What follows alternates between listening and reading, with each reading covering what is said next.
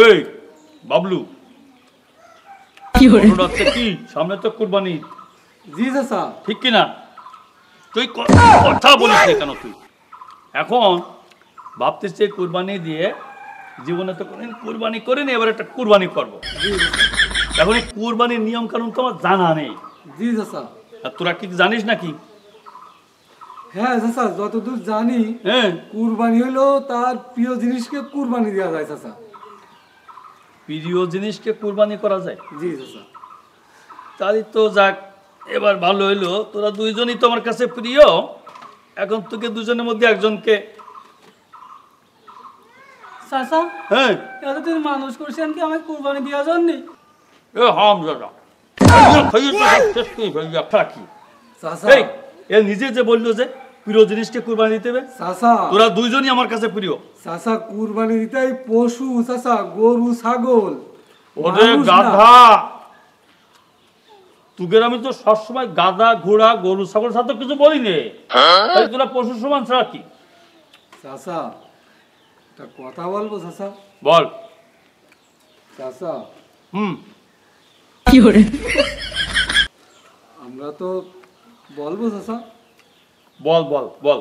চাচা আমি তো মানুষ চাচা, আমার তো সুন্দর একটা নাম আছে চাচা। ওটা ঠিক আছে, সেটা কথা হচ্ছে কি তুই নিজেই বললি যে চাচা কুরবানি দিতে গেলে সবচেয়ে প্রিয় জিনিসকে দিতে হয়। তা আমি চিন্তা করলাম তোরা দুইজন তো আমার কাছে অনেক প্রিয়।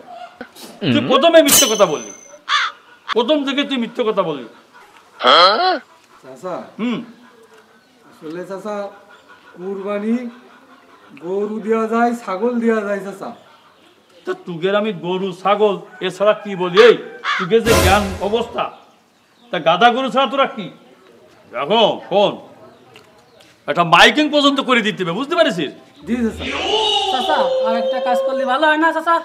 কি কাজ?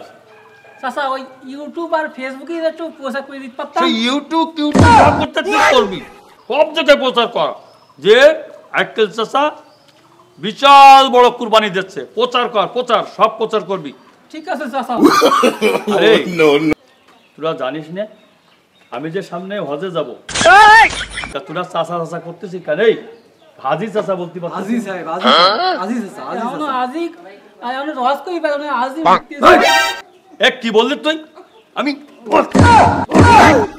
হারাম দাদা, হারাম দাদা ডবল আজি বলা যায়। চাচা আপনি মারবেন আমার বাবু। এই এর যখন মারবি তুই এ অর্ধেক মারি ফেলবি। আর যাই হোক, এই কথায় কথায় আমি তোদের বলেছি যে তুমি হজে যাচ্ছি, এখন থেকে আমাকে হাজি চাচাই বলবি। আপনি কি শুনিয়েছেন অস্কার আগে হাজি সাহেব, হাজি সাহেব?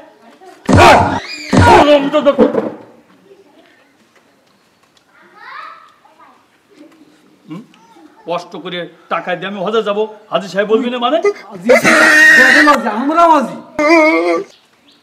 যাই হোক, তুই ঠিক আছিস। এই এই গাধাটা মাঝে মধ্যে ব্রেক ফেল করতেছে, এর ঠেলে স্টার্ট করতে সব সময়। যাই হোক, এখন একটা বিষয় শোন। ঘটনা হচ্ছে ওই আমাদের মসজিদ কমিটিতে কমিটি হবে, মসজিদের যে কমিটি হবে ওই কমিটিতে যেহেতু আমি নতুন করে হাজি হচ্ছি, এবার কুরবানি দিচ্ছি, এটা গর্বের বিষয়, বুঝতে পারিস? আচ্ছা, আর একটা বিষয় মনে পড়লো, কুরবানির ভাগ বন্টনটা কিভাবে হয় রে? ওটা 3 ভাগ করতে শুনেছি, তাই না? আমি এবার একটা নিয়ত করেছি, আমার ফ্রিজি 3টে ড্রয়ার আছে, ওই 1 ভাগ দেবো প্রথম ড্রয়ারের, আর 2য় ভাগ দেবো মাঝখানে যে ড্রয়ার আছে, আর 3য় ভাগ আছে তোর ওই নিচের যে ড্রয়ারটা। কথা ঠিক আছে কিনা? চাচা কথা কব চাচা, এটা কথা কব। তাহলে ফ্রিতে ভাই করবো, আমি আর বাবলু চাচা, বাবলু ভাই খাবো। হারাম দাদা, কষ্ট করে আমি করছি, তুই খাবি, খাইয়ে খেয়ে তুই শরীরের অবস্থা কি করেছিস? হ্যাঁ,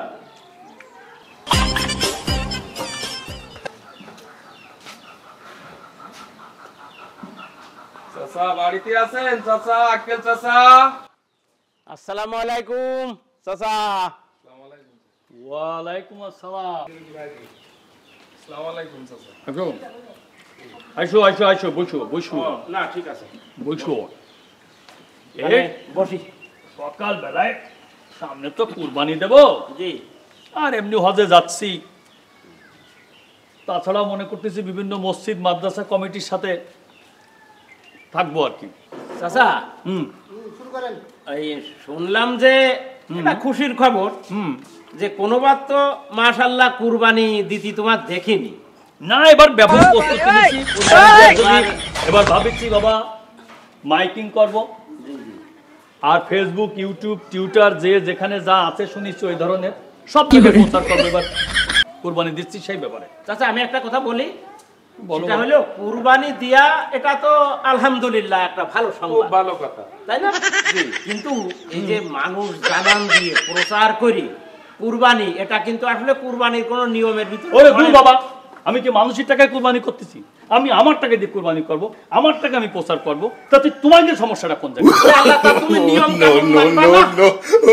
চাচা আপনার ভুল হচ্ছে মনে হয়। ও একটা নিয়ম কানুন আছে না, ইসলাম ধর্ম একটা নিয়মের পারে প্রতিষ্ঠিত। কুরবানি দেওয়ার নিয়মটা কও। কুরবানি দেওয়ার নিয়ম হলো তুমি কুরবানি দিবা, হুম দেওয়ার পরে হুম তুমি নিয়ত করতে পারবা না যে আমি গোশত খাওয়ার জন্য কুরবানি দিচ্ছি। তোমার নিয়ত থাকবে যে আমি আল্লাহর ওয়াস্তে কুরবানি দিচ্ছি, কারণ তোমার এই কুরবানির গোশত কিন্তু আল্লাহর কাছে পৌঁছায় না। তাহলে আল্লাহর কাছে পৌঁছায় তোমার তাকওয়া, তোমার নিয়ত। এখন এই কুরবানির গোশত এর একটা নিয়ম আছে। শুনলাম নাই তুমি নাই ফ্রিজে রাখবা গোশত। চিন্তা করিলাম টাকা আমার, সব আমার। আমি শুনলাম ফ্রিজ নাকি আরো আরেকটা কিনবে এবং ভাড়া করেও নিয়ে আসবে, সেই চিন্তা ভাবনা তো তার অনেক। তাই এই উপরে। কুরবানির গোশত রবি জি। এ কি ফ্রিজে রেখে খাওয়ার জন্য?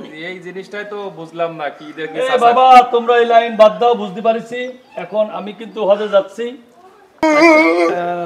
এখন তোমরা আমাকে আর আইকেল চাচা বলার দরকার নেই, আলহাজ আইকেল চাচা বললে আমি খুশি হব। আচ্ছা, যাই হোক, সে কি বলতে হয় না হয় সেটা দেখা যাবে না। এখন চাচা আমরা একটা আবদার নিয়ে আসলাম। কি আবদার? আবদারটা হইলো ওই আমাদের এই এলাকার, যেহেতু তুমি জীবনে কোনোদিন কুরবানি দিছাও না, তোমার তো ওসব জানার কথা না। আমাদের একটা নিয়ম আমরা করেছি, আমরা ওই বিল পার, উত্তরপাড়া বিল পার, ওই মসজিদের সামনে এই মহল্লার এই গ্রামে যত লোক কুরবানি দেবে সব কুরবানি দেওয়ার পরে যে অংশটা গরিব মানুষের বিতরণ করতে হবে, সেই অংশটা সবার কুরবানির অংশটা আমরা এক জায়গায় করবো ওই মসজিদের সামনে। এক জায়গায় করে তোমরা কমিটিটা নিয়ে নিবা না? আরে না, কমিটি না নেবো কেন? এই গোস্ত কি নেওয়ার জিনিস? এটা হলো গরিব মানুষের হক। এখন এক জায়গায় করে আমরা সমান হারে বিলি বন্টন করব। ধরো যদি তুমি যার মতো সেই কুরবানি করি গোশত দেওয়া হয়, তাহলে কেউ পায় কেউ পায় না। আমরা কুরবানি বছর শেষে একদিন হবে, সবাই মিলে আনন্দ করব, সবাই মিলে সমানভাবে গোশত খাবো, আর আল্লাহর আমরা প্রশংসা করবো, ইবাদত বন্দি করবো। কি রবি? যে হ্যাঁ তাই। কুরবানি দিচ্ছিলাম ওটা মন মতো গোশ খাওয়ার জন্য। কিন্তু তোমরা যেসব আইন কানুন বলতেছ তো আমার জন্য একটু ঝামেলা হয়ে যাচ্ছে। তারপর আর কি করা? চাচা এই গোশ খাতি হলি তোমার তো বাজারে গোশের অভাব নেই, তাই কিনে খাও। এই কুরবানির গোশ তোমার ভক্ষণ করা এই নিয়তের জন্য না চাচা। তোমার বুঝতে হবে এই গোশ 3 ভাগ করতে হবে। 1 ভাগ তোমার পরিবার। বাবা বুঝতে পারছি, এখন আর একটা কি নিয়ে আইসাও কও। চাচা ওই তাহলে এই তোমার অংশের কুরবানির গোশটাও তাহলে আমাকে ওই ওর ভিতরে দাও। আচ্ছা দিলাম। আর ওই যে ব্যাপারটা আছে মসজিদ কমিটি নিয়ে কি একটা ঝামেলা চলতেছে শুনলাম। আমি একটু বলি। রবি কও। আমাদের ওই উত্তরপাড়ার মসজিদের বাবা, চাচা বলার আগে হাজি সাহেব বলো। হাজি চাচা বলো। ভাই এ বিষয়ে আমি না না কোনোদিন চাচা, শুনিনি। এটা আমরা করতে পারবো না। আপনি ওয়াজ করিয়ে আসেন, তখন আপনার আমরা প্রয়োজনে হাজি সাহেবের জন্য প্রয়োজনে বিভিন্ন জায়গায় পোস্টারিং করে দেবো, সাইনবোর্ড মারবো, দেয়ালে লিখবো। আরে বাবা, তোমরা যদি আগে থেকে চর্চা না করো পরে তোমাদের অভ্যাস হবে না। যে জন্য আসলাম উত্তরপাড়া মসজিদের, আপনার ওই কমিটি গঠন হবে। ওখানে আমরা ওই বুঝতে পারছি বাবা, আমার এই সভাপতি বানানোর জন্য প্রস্তাব নিয়ে এসেছে। এই তো। চাচা, হ্যাঁ, আমি একটা কথা বলবো। বলো বাবা। আমি বুঝতে পারছি ওই যে মিটিং ডাকিলাম মসজিদ কমিটি হবে, তো ওই মিটিং এর দিন তুমি কোন জায়গায় গিলে? তোমারও তো দাওয়াত ছিল, তা তোমার তো পাইনি ওই মিটিং। আসলে নানা কাজে ব্যস্ত থাকি। জি, এখন ওইখানে ওই মসজিদ সবাই বলেছে আমার কথা। না না আসলে আমি বুঝতে পারি, আসলে তা না, ওই তুমি যা ভাবতেছাও তা না।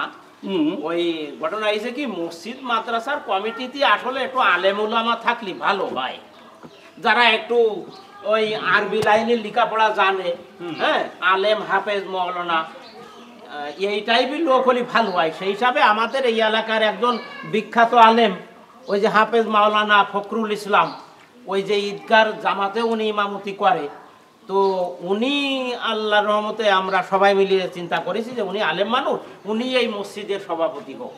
তাই আসলাম, তুমি যেহেতু মিটিংয়ে ছিলে না, তাই তোমার একটু জানাবো, তোমার মতামতটা নিতে। একটা কথা বলি, একজন আলেমের চাইতে আমি কম জ্ঞানী।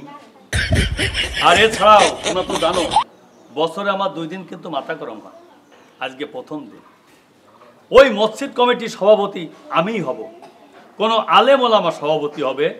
ওই আলেম ওলামা সভাপতি হলি ওই মসজিদের মেম্বারে দাঁড়াইয়ে সুদীর ঘুষির বিরুদ্ধে কথা বলবে।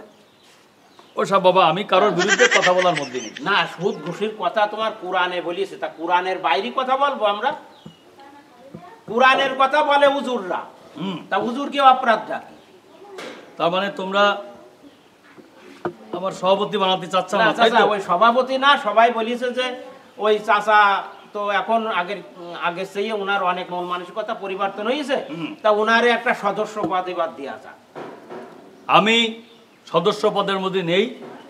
প্রয়োজনে মসজিদের এখানে নির্বাচন হবে, মসজিদ কমিটি মসজিদে নির্বাচন, সেই নির্বাচনে কে পাস করে তারপর দেখা যাবে। আমি মানুষের ভোটাধিকারের কথা বলতেছি। হ্যাঁ, মানুষ ভোট দিয়ে পাস করাবে। মসজিদি ভোট হয় না তাই কি এখন তো শুরু হবে? তার মানে কি তুমি মসজিদি ভোট দিয়ে তোমার লোকজন দিয়ে ভোট কাটিয়ে নিয়ে তাই তুমি সভাপতি হবা? এরকম কোনো নিয়ম আছে? মনে করিলাম যে হজে যাচ্ছি, এবার কুরবানি করতেছি, আর মসজিদে যদি সভাপতি হতে পারি, হ্যাঁ, তাহলে একটু অন্যরকম জীবন যাপন হইতো। তা তোমরা তো তাসিরা বুঝতে পারি। তাও হবে না চাচা, ও আলেমরাই মসজিদের কমিটিতে হবে। চাচা আমরা আর সময় দেবো না। চাচা একটা জিনিস, আমি সবকিছুই বুঝলাম, ভালো কথা, কিন্তু 3টে জিনিস আমার মনের মধ্যে খটকা লাগলো, এটা আমি মানতে পারলাম না। আবার কি খটকা তোমার? একটা হইলো, তুমি যে হজে যাচ্ছাও, তা যে বিভিন্ন জায়গায় প্রসার করতে চাও, এটা আমি মানতে পারলাম না। আর 2 নম্বর হইলো, তুমি কুরবানি দিচ্ছাও, এই কুরবানিও মানুষের জানাচ্ছাও, গোস্ত ফ্রিজে থুয়ে দিবা, একা একা খাবা, হ্যাঁ, এটাও মানতে পারলাম না। আবার তুমি মসজিদ হবে, সে মসজিদের কমিটিতে লোকজন তোমারে চাচ্ছে না, তুমি স্বঘোষিত ভাবে নিজে নিজে এই বিষয়ে পরে কথা বলবা না, ঠিক আছে? শোনো, আমার মনে ভিতর না চাচা, চাচি বোধহয় ডাকতেছে, পরে কথা বলবা না। ওই আমি কথা বলি, ওই যখন তুমি ধরা খেয়ে যাও, ওরে না, ওই তখনই তুমি এই অজুহাত